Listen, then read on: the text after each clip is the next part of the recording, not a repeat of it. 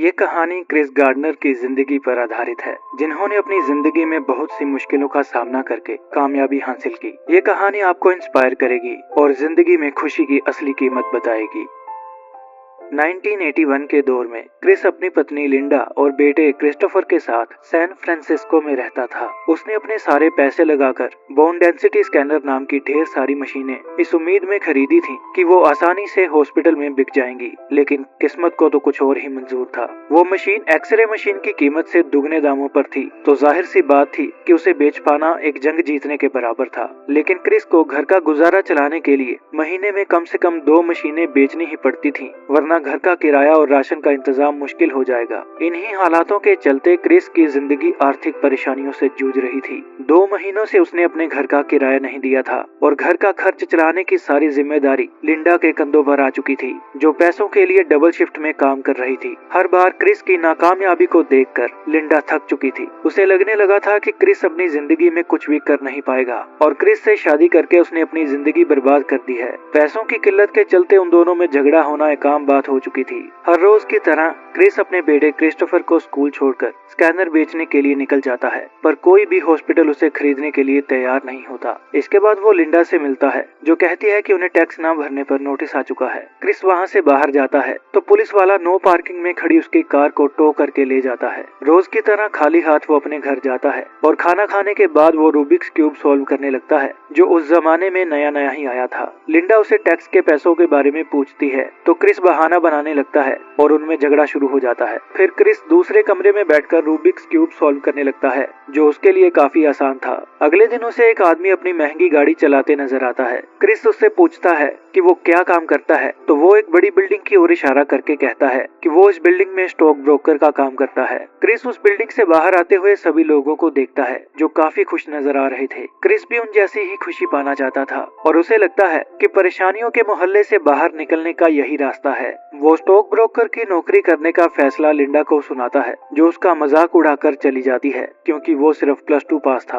अगले दिन वो उस कंपनी में नौकरी का एप्लीकेशन फॉर्म लेने जाता है। वो अपना स्कैनर एक स्ट्रीट आर्टिस्ट के पास छोड़कर अंदर चला जाता है। वहाँ एक आदमी उसे फॉर्म देकर एप्लीकेशन प्रोसेस के बारे में समझाने लगता है, लेकिन तभी वो स्ट्रीट आर्टिस्ट को अपना स्कैनर लेकर भागते हुए देखता है और पूरी बात सुने बिना ही उसके पीछे भागने लगता है, पर वो ट्रेन में बैठकर चली जाती है। अगले दिन वो खुद जाकर अपना जॉब एप्लीकेशन फॉर्म उस कंपनी के रिसोर्स हेड के डीन जे को देता है। जे काफी जल्दी में था, इसलिए उसकी ज्यादा बात सुन नहीं पाता। वहाँ से बाहर आने के बाद उसे वो स्ट्रीट आर्टिस्ट नजर आती है। क्रिस उनसे अपना स्कैनर वापस लेते हुए कहता है कि एक स्कैनर को खो देने का मतलब है कि 1 महीने का राशन खो दिया। उसने अपनी बीवी से आज कम से कम एक स्कैनर बेचने का वादा किया था, लेकिन उसके खाली हाथों की बजाय 2 स्कैनर्स वापस आते देखकर लिंडा निराश हो जाती है। क्रिस्टोफर को उसके जन्मदिन पर बास्केटबॉल देने के बाद वो लिंडा को वापस आए स्कैनर की कहानी बताने लगता है, लेकिन लिंडा उसकी कोई बात नहीं सुनती, क्योंकि उसे अब क्रिस पर भरोसा नहीं रहा था। इसके बाद वो जे से मिलता है, जो टैक्सी में बैठकर जाने वाला था, तो क्रिस कहता है कि वो भी उसी ओर जा रहा है और वो टैक्सी में बैठ जाता है। क्रिस अपनी नौकरी के बारे में बात करना चाहता था, लेकिन जे रूबिक्स क्यूब सॉल्व करने में बिजी था। अपना टैलेंट दिखाकर जे को इम्प्रेस करने के लिए क्रिस वो रूबिक्स क्यूब सॉल्व कर देता है और जे इम्प्रेस हो जाता है, लेकिन जे का घर आ गया था और वो टैक्सी से उतरकर अपने घर चला जाता है। इसका मतलब जे का किराया भी क्रिस को देना पड़ेगा। फिर जब टैक्सी एक चौराहे पर खड़ी होती है तो क्रिस गाड़ी से निकलकर भाग जाता है और टैक्सी ड्राइवर उसका पीछा करने लगता है। उससे बचने के लिए क्रिस एक ट्रेन में चढ़ जाता है, लेकिन उसका स्कैनर दरवाजा बंद होने की वजह से बाहर ही रह जाता है। वो फोन करके लिंडा से माफी मांगता है, क्योंकि वो क्रिस्टोफर को लेने उसके स्कूल नहीं जा सका था। क्रिस्टोफर को स्कूल से लाने के लिए लिंडा को अपनी एक शिफ्ट छोड़नी पड़ी थी और वो क्रिस से कहती है कि वो घर छोड़कर जा रही है। क्रिस भागकर अपने घर की ओर आता है, लेकिन लिंडा जा चुकी थी। उसी समय उसे जे का फोन आता है, जो उससे इम्प्रेस हो गया था और अपने सेक्रेटरी का नंबर लिखने के लिए कहता है, लेकिन क्रिस के पास कोई पेन नहीं होता, तो वो नंबर याद कर लेता है और साथ वाले स्टोर में जाकर लिख लेता है। अगली सुबह वो स्कूल के बाहर लिंडा से मिलता है और कहता है कि क्रिस्टोफर मेरे साथ ही रहेगा, क्योंकि वो अपने बेटे से बहुत प्यार करता है और उसके बिना रह नहीं सकता।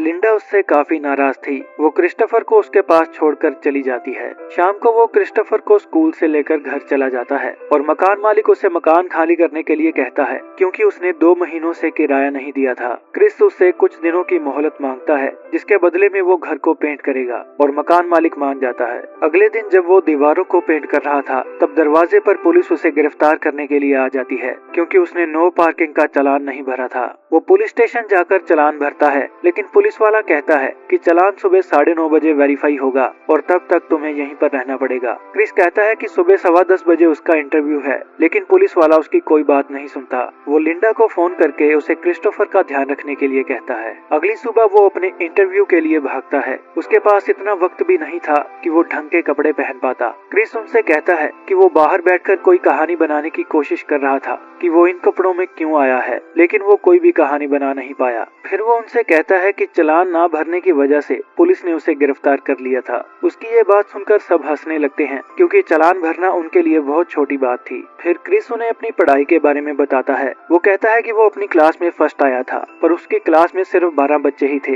क्योंकि वो छोटे शहर का स्कूल था और 12 बच्चों में फर्स्ट आना कोई बड़ी बात नहीं थी। तो कंपनी के हेड मिस्टर मार्टिन उससे ज्यादा इम्प्रेस नहीं होते। क्रिस उनसे कहता है कि मैं एक ऐसा आदमी हूँ, अगर मुझे जवाब नहीं पता तो मैं ये साफ कह दूंगा कि मुझे जवाब नहीं पता है, लेकिन किसी भी चीज का जवाब कैसे पता करना है वो मैं बड़ी अच्छी तरह से जानता हूँ। मिस्टर मार्टिन कहते हैं कि अगर एक आदमी बिना कमीज पहने तुम्हारी कंपनी में इंटरव्यू देने के लिए आएगा तो तुम उसे नौकरी पर क्यों रखोगे। जवाब में क्रिस उनसे कहता है कि शायद उसने एक अच्छी पैंट पहनी हो, इसलिए। यह जवाब सबको अच्छा लगता है और वो क्रिस को सेलेक्ट कर लेते हैं। ऑफिस के बाहर वो जे से कहता है कि मैं नौकरी के बारे में सोचकर बताऊंगा, क्योंकि नौकरी लगने से पहले उसे 6 महीनों के लिए ट्रेनिंग करनी पड़ेगी, जिसके बदले में उसे कोई भी पैसा नहीं मिलेगा। क्योंकि जब वो एप्लीकेशन फॉर्म लेने गया था, तब उस स्ट्रीट आर्टिस्ट की वजह से क्रिस सारी शर्तें ध्यान से सुन नहीं पाया था। रात को लिंडा क्रिस्टोफर को लेकर वापस आती है और कहती है कि उसे न्यूयॉर्क में वेट्रेस की जॉब मिल गई है, लेकिन क्रिस कहता है कि वो क्रिस्टोफर को अपने साथ ही रखेगा। क्रिस पता नहीं क्रिस्टोफर को कैसे पालेगा, ये सोचकर लिंडा रोती हुई वहाँ से चली जाती है। फिर क्रिस जे को फोन करके कंपनी ज्वाइन करने के लिए कहता है। वो अपना सामान लेकर एक सस्ते मोटल में रहने के लिए चला जाता है।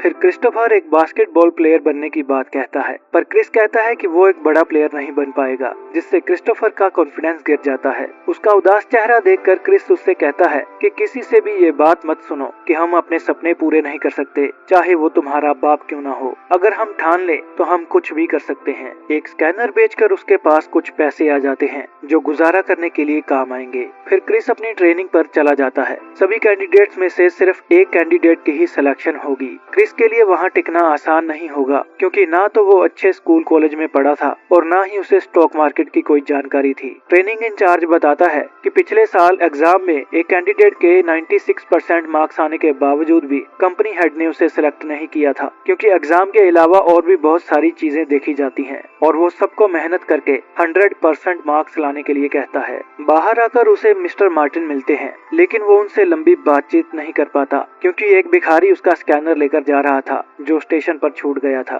क्रिस उसके पीछे भागता है, पर उसकी कार के साथ टक्कर हो जाती है और उसका एक जूता भी खो जाता है। उसे जूते के बगैर ही ऑफिस जाना पड़ता है। क्रिस पर पहले ही बहुत प्रेशर था और उसका ट्रेनिंग इंचार्ज अपने पर्सनल कामों के लिए हमेशा क्रिस को इधर उधर भगाता रहता था, जिसकी वजह से उसके काफी जरूरी काम छूट जाते थे। उसे अपने सारे काम खत्म करने के बाद क्रिस्टोफर को स्कूल से लेकर काफी लंबा सफर करके घर जाना पड़ता था, इसलिए वो अपने फोन का रिसीवर नीचे नहीं रखता था और लगातार फोन करके वो अपने 8 मिनट बचा लेता था। वो पानी भी नहीं पीता था ताकि उसे वॉशरूम न जाना पड़े। जो काम उसके साथी 9 घंटों में पूरा करते थे, उसे वो 6 घंटों में पूरा करना पड़ता था। ऐसे ही चलते हुए 2 महीने बीत चुके थे, पर क्रिस के हाथ कोई भी बड़ी सफलता नहीं लगी थी। तो वो अपने सबसे बड़े क्लाइंट को फोन करता है, जो क्रिस को 20 मिनट में अपने ऑफिस पहुंचने के लिए कहता है। क्रिस फौरन ही वहां से निकल जाता है, लेकिन ट्रेनिंग इंचार्ज उसे अपनी गाड़ी पार्क करने के लिए कहता है, जिसकी वजह से क्रिस वो मौका भी खो देता है। क्योंकि उसने 2 महीनों से किराया नहीं दिया था,